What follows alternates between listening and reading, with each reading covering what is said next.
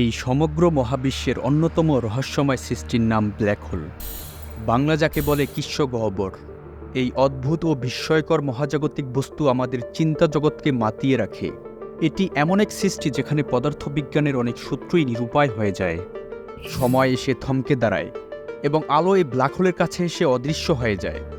Black হোলের রয়েছে এমন জটিল সব ব্যাখ্যা আর উপাখ্যান।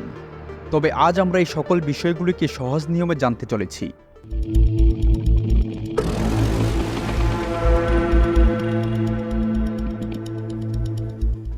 ব্ল্যাক হোল তার কাছের সব কিছুকে নিজের দিকে টানতে থাকে। গ্রহ, উপগ্রহ, নক্ষত্রসহ আশেপাশে সব কিছুকে টেনে সে তার চারপাশে তীব্র গতিতে ঘোরাতে থাকে, কখনো বা আলোর গতিতে দূরে নিক্ষেপ করে। ব্ল্যাক হোলে যেহেতু আলো প্রতিফলিত হয় না, তাই ব্ল্যাক হোলকে দেখাও সম্ভব নয়। তবে তার চারপাশের মেটেরিয়ালসের উপস্থিতি অনুধাবন করে একটি ব্ল্যাক হোলকে চিহ্নিত করা হয়। ভয়ঙ্কর এবং ক্ষুধার্ত এই ব্ল্যাক হোল মহাজাগতিক বজ্র ও জঞ্জালকে গ্রাস করে থাকে। বিংশ শতাব্দী পর্যন্ত ব্ল্যাক হোল সম্পর্কে মানুষের যথেষ্ট সন্দেহ ছিল। ব্ল্যাক হোলের আধুনিক ব্যাখ্যায় পৌঁছাতে বিজ্ঞানীদের অনেকগুলো ধাপ অতিক্রম করতে হয়েছে। সেই আলবার্ট আইনস্টাইনের জেনারেল রিলেটিভিটি সূত্রের পথ ধরে 1916 সালে কার্ল শোয়ার্জচাইল্ড ব্ল্যাক হোলের ধারণার একটি রূপরেখা দাঁড় করান। এভাবে বহু তর্ক বিতর্ক ও তত্ত্বের পরে 1971 সালে জ্যোতির্বিজ্ঞানীরা প্রথমবারের মতো ব্ল্যাক হোলের সন্ধান পান। আইনস্টাইনের মতে ভরের কারণে স্পেস বাঁকা হয়ে যায় এবং সেখানে প্রচণ্ড মহাকর্ষীয় বল অনুভূত হয়। এই ভরের কারণেই ওই স্থানটিতে সবকিছুই তার নিজের দিকে টানতে থাকে। এই তত্ত্বের আলোকে যদি কোনো বস্তুকে সংকুচিত করা হয়, কিন্তু তার ভর যদি অপরিবর্তিত থাকে, তাহলে সেটি ব্ল্যাক হোলে পরিণত হতে পারে। এই মহাবিশ্বে অসংখ্য ব্ল্যাক হোল বিক্ষিপ্তভাবে ছড়িয়ে আছে। আমাদের মিল্কি ওয়ে গ্যালাক্সিতে প্রায় 1 থেকে 1000 কোটি ব্ল্যাক হোল আছে বলে মনে করা হয়। প্রশ্ন হচ্ছে, ব্ল্যাক হোল কীভাবে তৈরি হয়? যখন বিশাল আকৃতির একটি তারা তার লাইফ সাইকেলের শেষ প্রান্তে পৌঁছায়, তখন এটি একটি ব্ল্যাক হোলে পরিণত হতে পারে। আমাদের সূর্য কখনো ব্ল্যাক হোল হতে পারবে না। ব্ল্যাক হোল হতে হলে সূর্যকে আরও 15 থেকে 20 গুণ বড় হতে হবে। আমাদের সূর্য ভবিষ্যতে একটি বামন তারায় পরিণত হতে পারে। একটি তারার মূল শক্তি বা জ্বালানি তৈরি হয় নিউক্লিয়ার ফিউশনের মাধ্যমে। এই নিউক্লিয়ার বিকিরণ হওয়ার সাথে সাথে তারার উপরিভাগ প্রসারিত হতে থাকে। একই সাথে বিশাল একটি তারার প্রচণ্ড মধ্যাকর্ষীয় চাপ সর্বদা নিজের দিকে টানতে থাকে। তারার উপরিভাগের প্রসারণ বা আকৃতি বাড়তে থাকলেও এর তীব্র মধ্যাকর্ষণের প্রভাবে তারাকে বড় হতে দেয় না। বিপরীতমুখী এই ক্রিয়ার কারণে একটি তারা তার জীবনকাল একটি নির্দিষ্ট আকৃতিতে স্থির থাকে, কিন্তু একটা সময়ে সে তারার সব জ্বালানি ফুরিয়ে যায়। জ্বালানি ফুরিয়ে গেলেও তার মধ্যাকর্ষণ চাপ ও ভর ঠিকই বিদ্যমান থাকে, যার কারণে তারার উপরিভাগে থাকা সব কিছুই তার কেন্দ্র বরাবর সংকুচিত হতে থাকে। এভাবে সংকুচিত হতে হতে প্রচণ্ড চাপ তৈরি হয় এবং একটা সময় বিশাল বিস্ফোরণ ঘটে। একে সুপারনোভা এক্সপ্লোশন বলে। বিস্ফোরণের কারণে তারার আউটার লেয়ারে থাকা সকল কিছুই চারদিকে ছড়িয়ে পড়ে এবং তারার সমস্ত ভর কেন্দ্রে এসে জমা হয়। জন্ম হয় একটি নতুন ব্ল্যাক হোলের। ব্ল্যাক হোলের কালো এই অংশকে বলে সিঙ্গুলারিটি। এখানে এই ব্ল্যাক হোলের সমস্ত ভর এসে জমা হয়। ভরের কারণে উচ্চ মধ্যাকর্ষণ বা গ্র্যাভিটেশনাল ফোর্স তৈরি হয়, আর তার চারপাশের এই সীমানাকে ইভেন্ট হরাইজন বা ঘটনা দিগন্ত বলে। একে শোয়ার্জচাইল্ড রেডিয়াস নামে ডাকা হয়। বলা যায় এই কালো অংশটুকু ব্ল্যাক হোলের ইঞ্জিন বা মূল চালিকা শক্তি। ব্ল্যাক হোলের চারপাশে গ্যাস, ধুলা এবং প্লাজমা দ্বারা নির্মিত একটি বিশাল বলয় তৈরি হয়। একে অ্যাক্রিশন ডিস্ক বলে।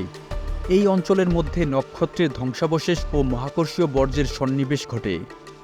ঘূর্ণয়মান এই মেটেরিয়ালসগুলো একটির সাথে অন্যটির ধাক্কা লাগে, যার কারণে এই অঞ্চল প্রচণ্ড উত্তপ্ত হয়ে ওঠে এবং এখানকার তাপমাত্রা মিলিয়ন ডিগ্রি পর্যন্ত ছাড়িয়ে যায়। ব্ল্যাক হোলের মাঝ বরাবর একটি বিশাল জেট নির্গত হয়। একে রিলেটিভিস্টিক জেট বলে। ব্ল্যাক হোলের অ্যাক্রিশন ডিস্ক এর লম্ব বরাবর এই জেট থেকে অত্যন্ত শক্তিশালী প্লাজমা বিকিরণ হতে থাকে। এই জেটসের মাধ্যমে বিকিরিত প্লাজমা ও বিভিন্ন পার্টিকেল আলোর গতিতে অনেক দূরে ছিটকে পড়ে।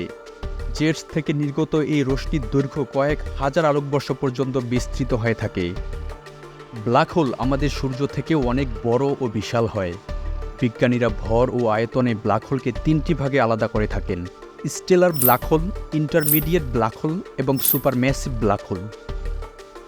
স্টেলার ব্ল্যাক হোল এ ধরনের ব্ল্যাক হোল সংখ্যায় বেশি হয়ে থাকে। সূর্য থেকে প্রায় 20 গুণ বেশি ভরের একটি তারা তার আয়ুষ্কালের শেষে স্টেলার ব্ল্যাক হোলে পরিণত হতে পারে। ব্ল্যাক হোলে পরিণত হওয়ার পরে তার চারপাশে থাকা বিভিন্ন ম্যাটেরিয়ালস গ্রাস করে সে আরও বেশি শক্তিশালী হয়। Intermediate black whole. আকৃতি ও ভরে স্টেলার ব্ল্যাক হোলের পরে ইন্টারমিডিয়েট ব্ল্যাক হোলের অবস্থান। তবে মহাবিশ্বে স্টেলার ব্ল্যাক হোলের তুলনায় ইন্টারমিডিয়েট ব্ল্যাক হোলের সংখ্যা অনেক কম। সূর্যের তুলনায় ইন্টারমিডিয়েট ব্ল্যাক হোলের ভর 100 থেকে 10,000 গুণ বেশি হয়ে থাকে। Supermassive black whole. নামের সাথে এর আয়তনেরও মিল রয়েছে। এই ব্ল্যাক হোল অতিকায় বৃহৎ হয়। এই ব্ল্যাক হোলগুলো গ্যালাক্সির কেন্দ্রে অবস্থান করে, অর্থাৎ এই একটি ব্ল্যাক হোলকে কেন্দ্র করে লক্ষ কোটি গ্রহ, নক্ষত্র ও অন্যান্য ব্ল্যাক হোল তার চারপাশে অনবরত ঘুরতে থাকে। এই ধরনের ব্ল্যাক হোলের আয়তন আমাদের সূর্য থেকে কয়েক বিলিয়ন গুণ বড় হতে পারে। আমাদের হোম গ্যালাক্সি মিল্কি ওয়ের কেন্দ্রে অবস্থিত সুপারম্যাসিভ ব্ল্যাক হোলটির নাম দেওয়া হয়েছে সেজিটেরিয়াস এ। এর ভর সূর্য থেকে 40 লক্ষ গুণ বেশি। প্রতিটা গ্যালাক্সির কেন্দ্রে একটি করে সুপারম্যাসিভ ব্ল্যাক হোল অবস্থিত। আমাদের সৌরজগতের কাছের ব্ল্যাক হোলটির নাম গায়া BH1। প্রতিবেশী এই ব্ল্যাক হোলটি আমাদের সৌরমণ্ডল থেকে 1600 লাইট ইয়ার্স দূরে অবস্থিত। 2019 সালে ইভেন্ট হরাইজন নামে শক্তিশালী একটি টেলিস্কোপের সাহায্যে প্রথমবারের মতো একটি ব্ল্যাক হোলের ছবি তোলা হয়। এটি একটি সুপারম্যাসিভ ব্ল্যাক হোলের ছবি। এই ব্ল্যাক হোলটি মেসিয়ার 87 নামক একটি গ্যালাক্সির কেন্দ্রে অবস্থিত, যেটি আমাদের থেকে 45 মিলিয়ন লাইট ইয়ার্স দূরে, এবং এটি ভার্গো ক্লাস্টারের অন্তর্ভুক্ত একটি গ্যালাক্সি। প্রকৃতপক্ষে কোনো ব্ল্যাক হোলের ছবি তোলা সম্ভব নয়, তবে এই ছবিতে থাকা লাল অংশটুকু এই ব্ল্যাক হোলের চারপাশে ছড়িয়ে থাকা বিভিন্ন ম্যাটেরিয়ালস। এই ঘটনাটি ইতিহাসের একটি মাইলফলক হয়ে থাকবে। ভবিষ্যতে আরও শক্তিশালী টেলিস্কোপের সাহায্যে আমাদের মিল্কি ওয়ে ও প্রতিবেশী গ্যালাক্সিতে অবস্থিত বিভিন্ন ব্ল্যাক হোলের ছবি তোলা সম্ভব হবে।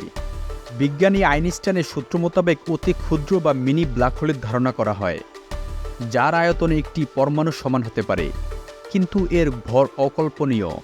অর্থাৎ চোখে দেখা যায় না এমন একটি ব্ল্যাক হোল, কিন্তু এর ভর প্রায় 1 কেজি সমান হতে পারে।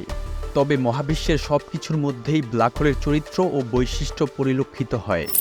এই মহাবিশ্বে যে অবজেক্টটি যত বড় তার ভরও তত বেশি। ভরের কারণে সে তার কাছের সব কিছুকে নিজের দিকে টানছে এবং তার চারদিকে ঘুরিয়ে চলেছে। সূর্য যেমন সৌরমণ্ডলকে ঘুরাচ্ছে, আবার গ্যালাক্সি সমস্ত কিছুকে একটি সুপারম্যাসিভ ব্ল্যাক হোল ঘুরাচ্ছে। এভাবে আমরা ব্ল্যাক হোলের মধ্যেই অবস্থান করছি। স্টিফেন হকিংসের মতে মহাবিশ্বে প্রত্যেকটা বস্তুর একটা বিপরীত অবস্থার অস্তিত্ব আছে, তাই ব্ল্যাক হোলের বিপরীতে একটি হোয়াইট হোলের অস্তিত্ব আছে বলে মনে করা হয়। তবে এই বিষয়টি একটি হাইপোথেটিক্যাল চিন্তা। আমরা এই বিশাল মহাবিশ্ব সম্পর্কে সামান্যই জানি, ধরুন 2 থেকে 3% কিংবা তার থেকেও কম। এই সামান্য জ্ঞান এই রহস্যময় মহাবিশ্ব সম্পর্কে চূড়ান্ত ব্যাখ্যা দিতে পারে না। তাই প্রতিনিয়তই এই মহাজাগতিক বিষয়ের ব্যাখ্যা ও চিন্তার পরিবর্তন ঘটে চলেছে।